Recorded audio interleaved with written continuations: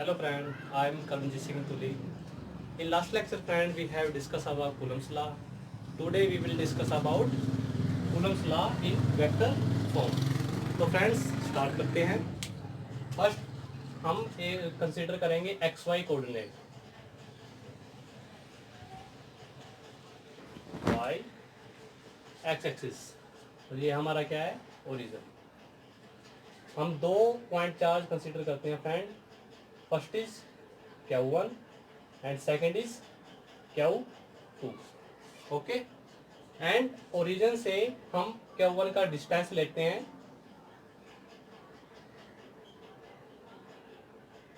R vector, यानी कि इस Q1 से इस ओरिजिन का जो डिस्टेंस है वो क्या होगा? Position vector R.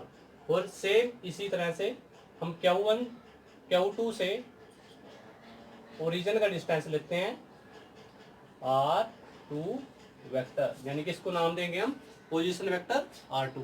ओके. तो फ्रेंड्स अब हमें पता है कि ये Q1 Q2 दोनों क्या है? पॉजिटिव चार्जेस हैं. क्या है?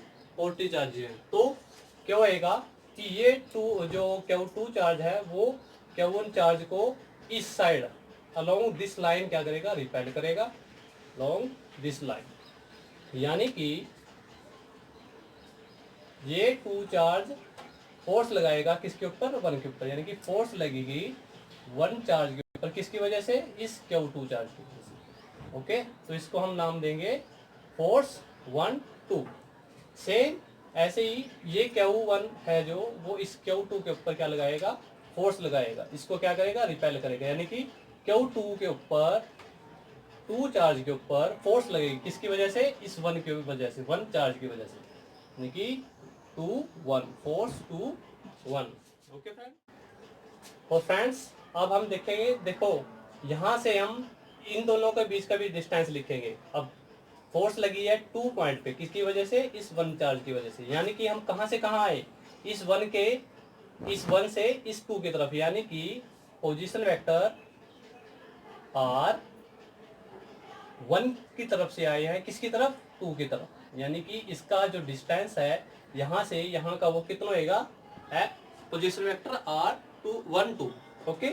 ऐसे ही अगर हम यहां से यहां का इसकी तरफ का हमने डिस्टेंस नोट करना हो तो वो क्या करेंगे हम? इसका अपोजिट हो जाएगा.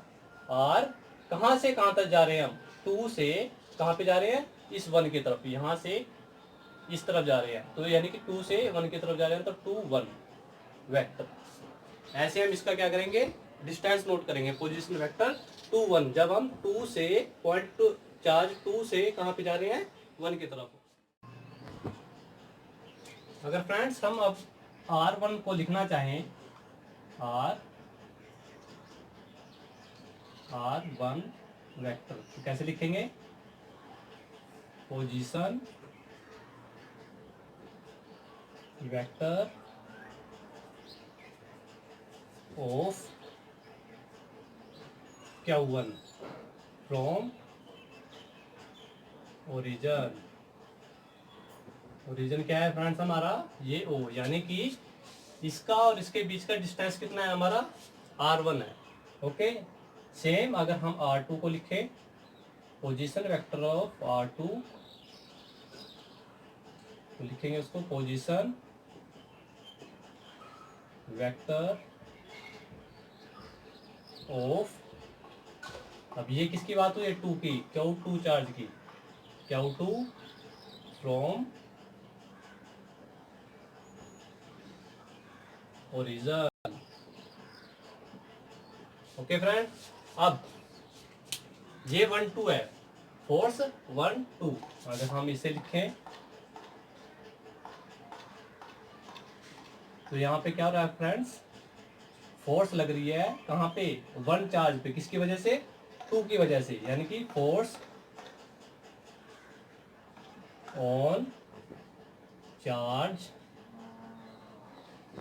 Q2 sorry Q1 due to charge Q2. देखो यहाँ पे है ना कि फोर्स लग रही है 1 पे, किसकी वजह से 2 पे, क्योंकि इस 1 चार्ज को जो 2 चार्ज है हमारा वो क्या कर रहा है, रिपेल कर रहा है along to this line. R21 position vector of Q1 from Q2, यानी कि इन दोनों का भी हमने यहाँ पे क्या लिख दिया, डिस्टेंस लिख दिया कि कैसे इसको हम रिप्रेजेंट कर रहे हैं। तो फ्रेंड्स अब हम कूलम्स लॉ को वेक्टर फॉर्म के बीच में क्या करते हैं, रिप्रेजेंट करते हैं। तो हमारे पास कूलम्स लॉ क्या था फ्रेंड्स, के Q1 Q2 बाय उनके बीच का जो डिस्टेंस था उसका क्या था, स्क्वायर था, यानी कि R स्क्वायर। ओके, बट ये क्या था friends, only magnitude. But vector में हमने क्या शो करना है, उसके साथ डायरेक्शन भी शो करनी है ना। तो अब क्या करेंगे, हम इस F12 को उठाते हैं पहले, F12 वेक्टर, इसको उठाते हैं। तो क्या हमारे पास चार्ज क्या है कि K Q1 Q2 बाय इन दोनों का क्या डिस्टेंस। अब कहां से कहां जा रहे हैं हम, Q1 से Q2 की तरफ जा रहे हैं, तो इन दोनों का डिस्टेंस क्या आएगा हमारे पास, ये पोजीशन वेक्टर 2 1, यहाँ पे लिखेंगे हम R21 स्क्वायर और इसका क्या मोड, यानी कि ये क्या आ गया, ओनली मैग्नीट्यूड आ गया। बट हमें क्या चाहिए, इसमें डायरेक्शन भी चाहिए, यानी कि डायरेक्शन के लिए क्या करेंगे, R कैप और 2 1। ओके फ्रेंड, ये किसकी बात हुई है सर, यहाँ पे फोर्स लगी है जब फर्स्ट चार्ज पर, किसकी वजह से, सेकंड पॉइंट की वजह से, सेकंड चार्ज की वजह से। अब हम फोर्स निकालते हैं,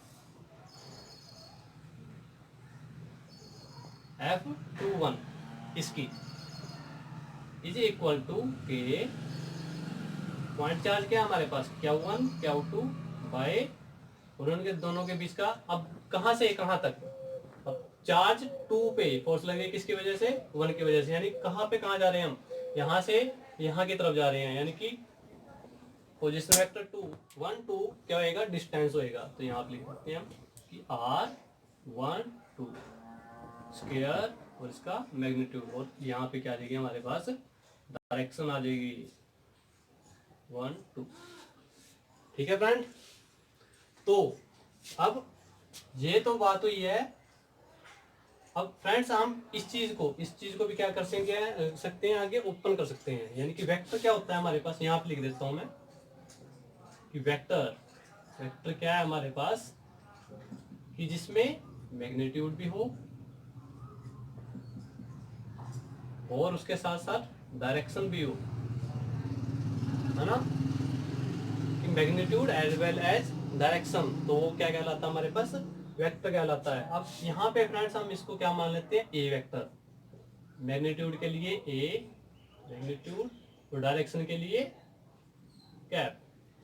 अगर हम इसको चेंज करना चाहें तो क्या करेंगे, इस चीज को यहीं पे रखो, ए कैप हमारा यहीं पे रहा, इसको दूसरी साइड ले जाएंगे, यानी कि ए वेक्टर बाय मैग्नीट्यूड ऑफ ए, ऐसे कर सकते हैं।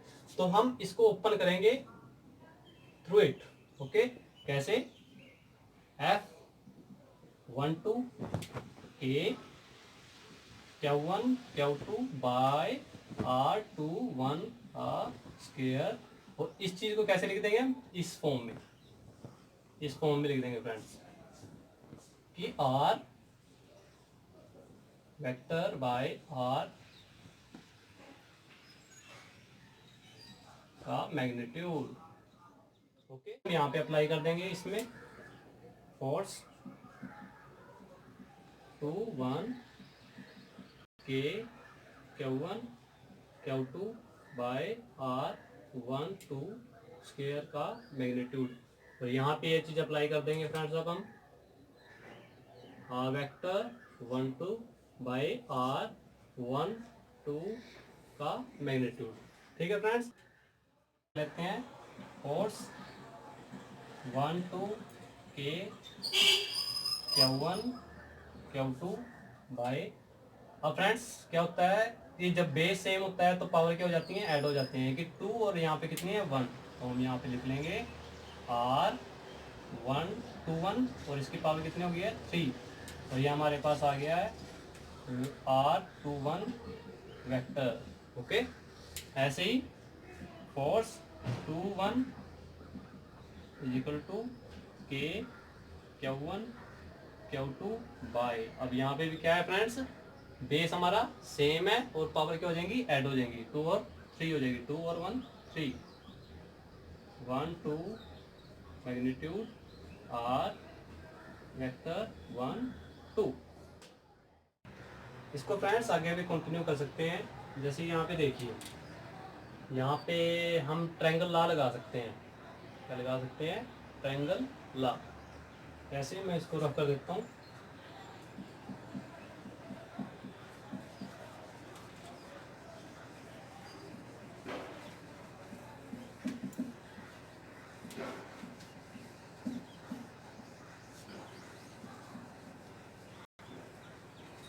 फ्रेंड्स देखिए, हम इस साइड से जाएंगे, क्या आ गया, ट्रायंगल लगाने के बाद ट्रायंगल ला, यहाँ पे क्या करेंगे, हम अप्लाई करेंगे, यानी कि R1 वेक्टर, फिर कहाँ गए, इसकी तरफ, यानी कि 1 2 प्लस R1 2 वेक्टर। और फ्रेंड्स कहाँ पे आए, इसकी तरफ, तो ये अपोजिट डायरेक्शन है, यानी is equal to R2 vector.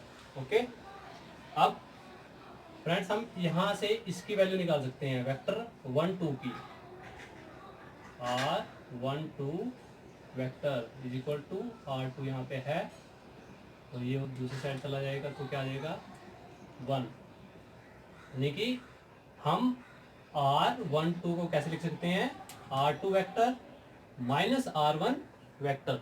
ऐसे ही हम, ये किसके लिए लिखा है हमने, R1 2 के लिए, और R2 1 वेक्टर के लिए भी हम ऐसे लिख सकते हैं। अब यहाँ पे देखो 1 2 अपोजिट हो गया, 2 आगे आ गया, 1 पीछे, ऐसे इसमें कर लेंगे हम कि 1 आगे और R2 वेक्टर पीछे चला जाएगा। अब हम इस वैल्यू को कहाँ पे पुट कर सकते हैं, यहाँ पे फ्रेंड। ओके, तो करते हैं कि cos 2 1 इज इक्वल टू, इसको उठाएंगे K Q1 Q2 बाय 1 2, और 1 2 की जगह क्या लिख सकते हैं फ्रेंड हम, ये, यानी R2 vector minus R1 vector, वो पावर कितनी है 3। ओके, और इसका क्या आ जाएगा, मैग्नीट्यूड। और सेम यहाँ पे भी हम यही चीज अप्लाई करेंगे, R2 vector minus R1 vector.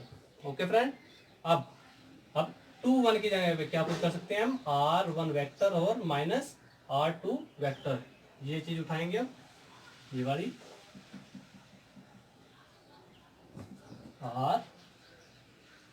R1 2 vector is equal to K Q1 Q2 by, यहाँ पे पुट कर देंगे कौन सी वैल्यू, ये वाली, R1 vector minus R2 vector, और पावर कितनी है 3, उसका क्या आ जाएगा, मैग्नीट्यूड।